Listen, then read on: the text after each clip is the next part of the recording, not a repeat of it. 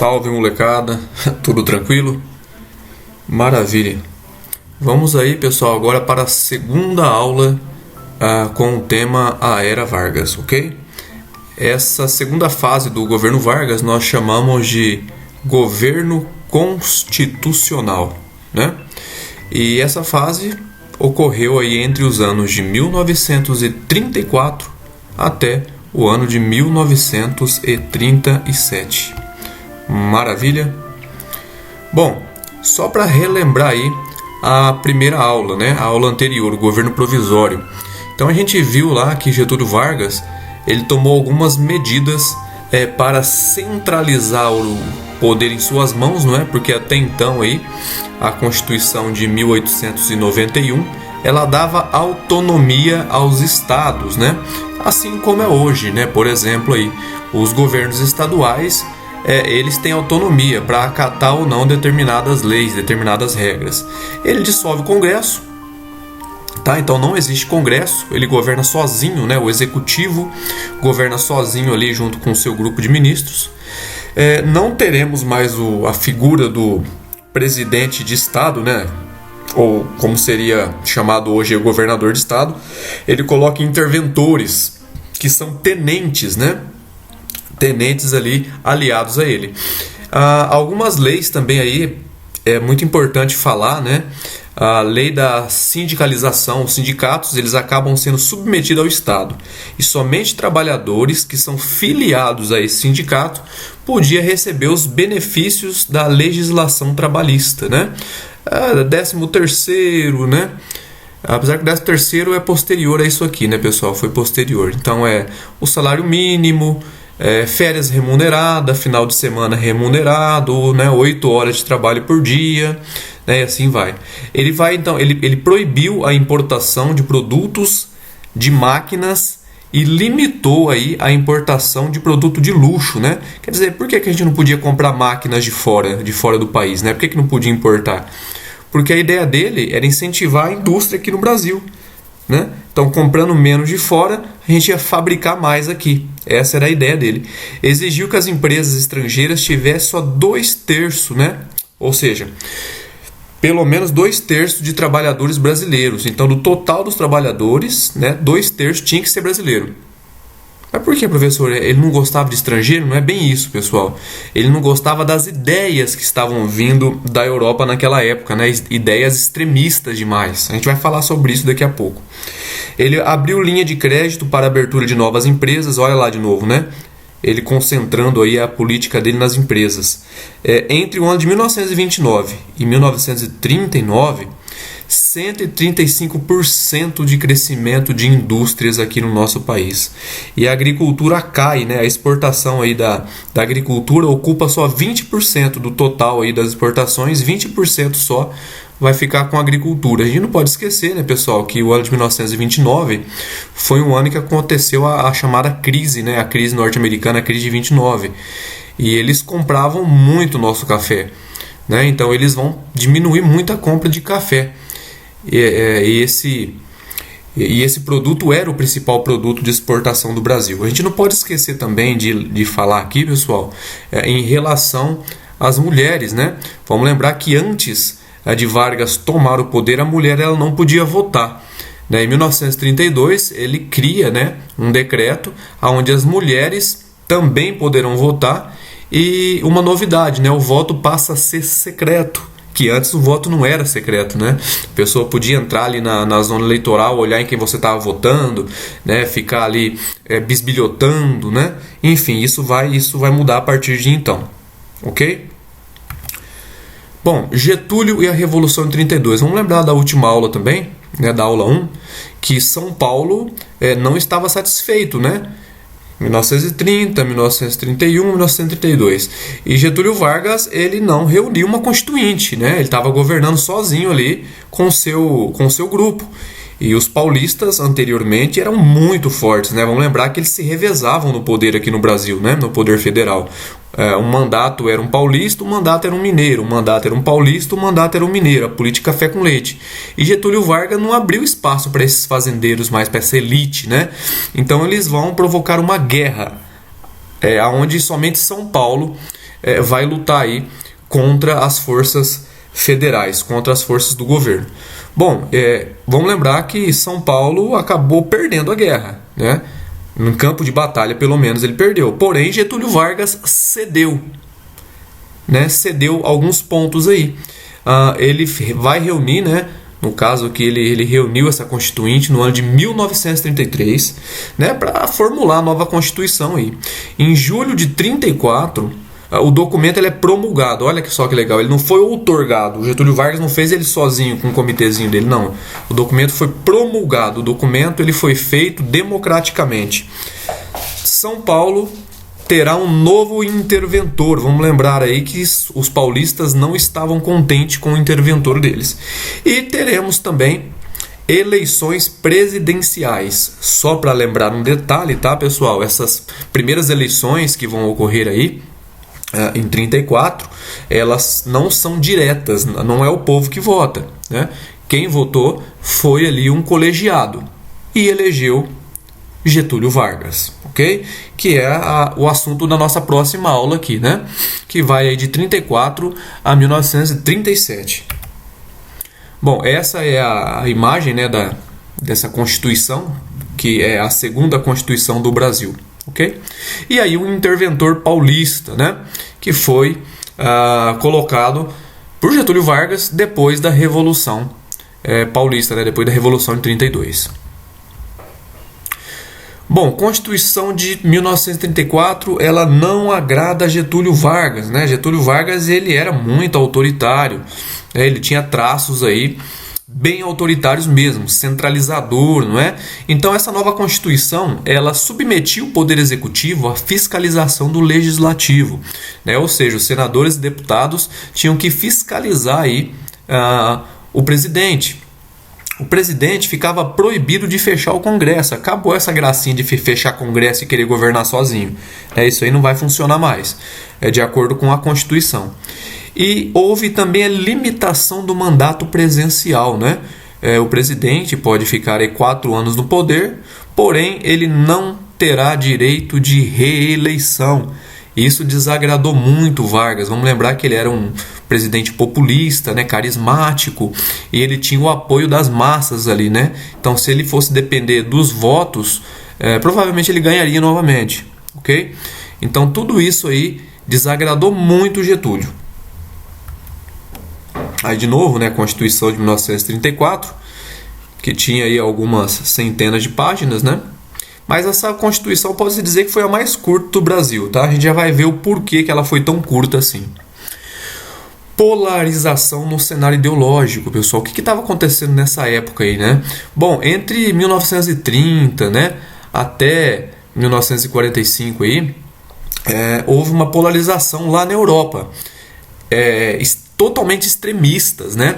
De um lado tínhamos lá o comunismo, liderado aí pela União das Repúblicas Socialistas Soviéticas, né? Seria a Rússia hoje. A Rússia e os países em torno dela ali formavam aí a União das Repúblicas Socialistas.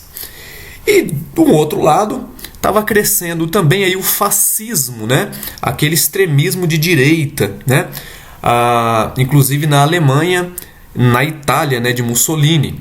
Então, não vamos comparar, tá, pessoal, com a direita e a esquerda de hoje, né, do século 21 aí, ano 2020. Não, o que nós temos hoje é um cenário diferente, né?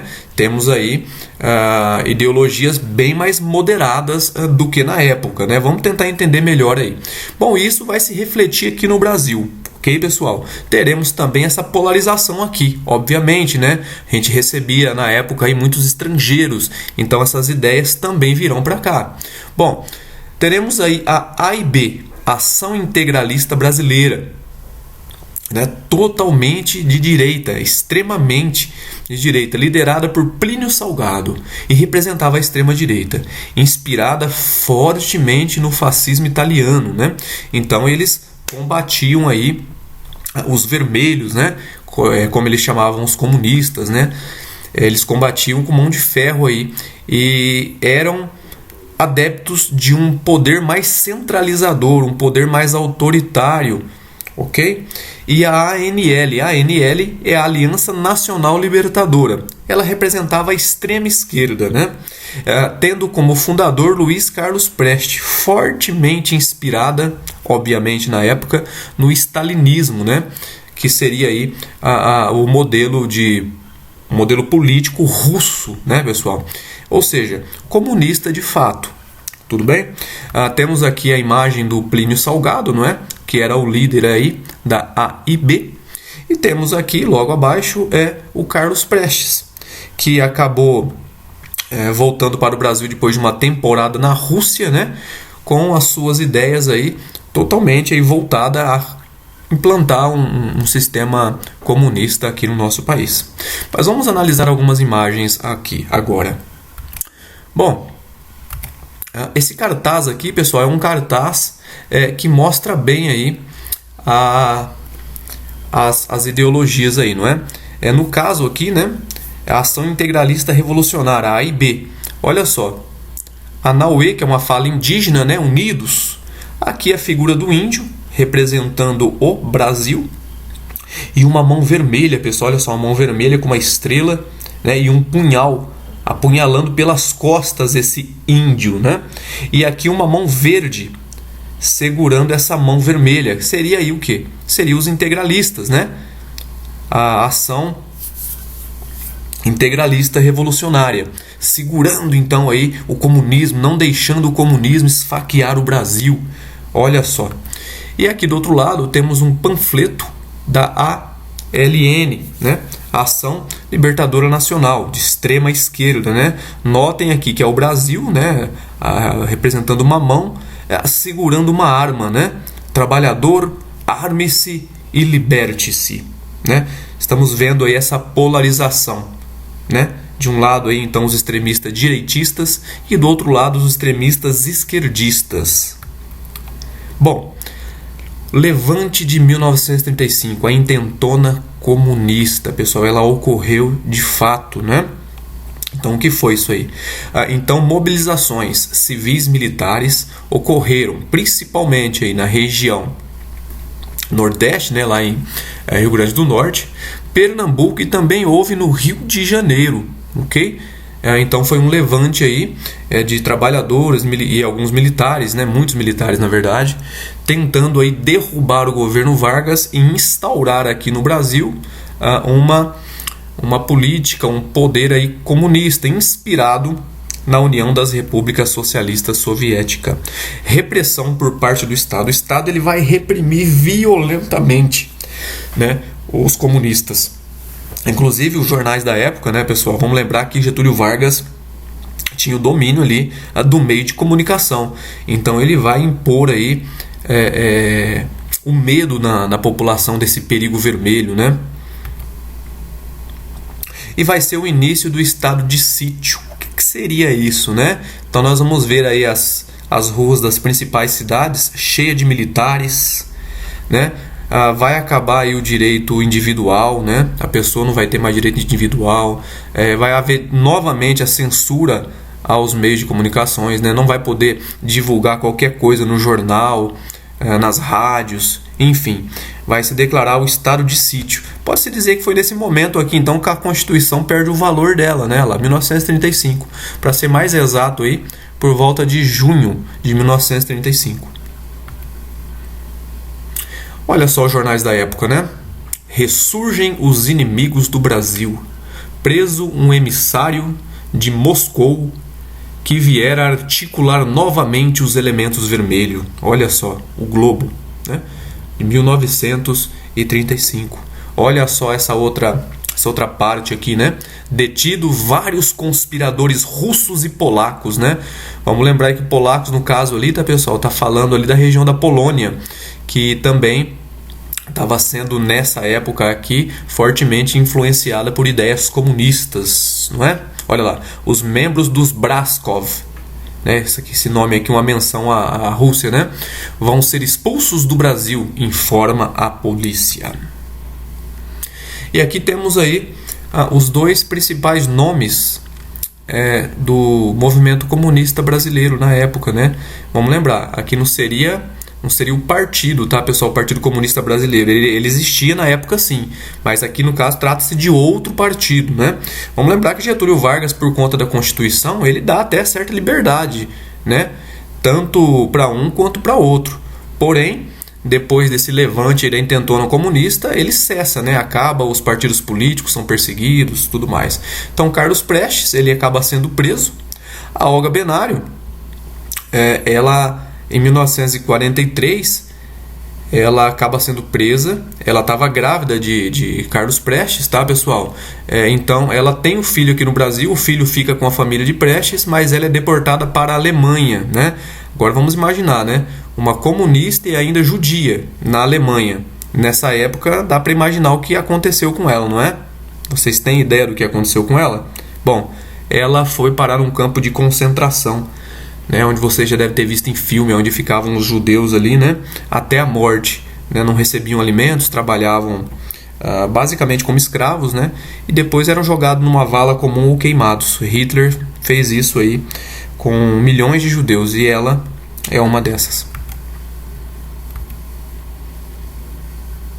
1937. Divulgação do Plano Cohen, pessoal. Bom, trama comunista inventada pelo governo. Esse Plano Cohen nunca foi provado que ele existiu de fato, tá? O governo inventou esse Plano Cohen, inclusive Cohen é um nome judeu, né? Para se manter no poder e fortalecer ainda mais, centralizar ainda mais o seu poder. Então, olha lá.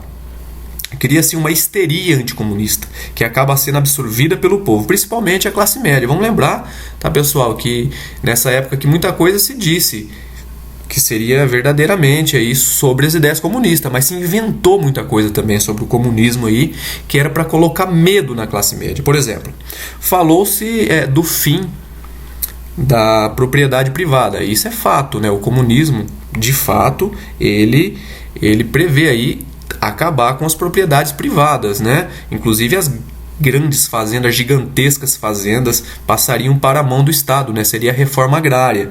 Só que outras coisas, porém, são bem fantasiosas, não é? Como, por exemplo, aí, sequestrar os filhos, né? As crianças e colocar em campo de trabalho, separar esposas de marido e misturar, acabar com a religião católica, enfim.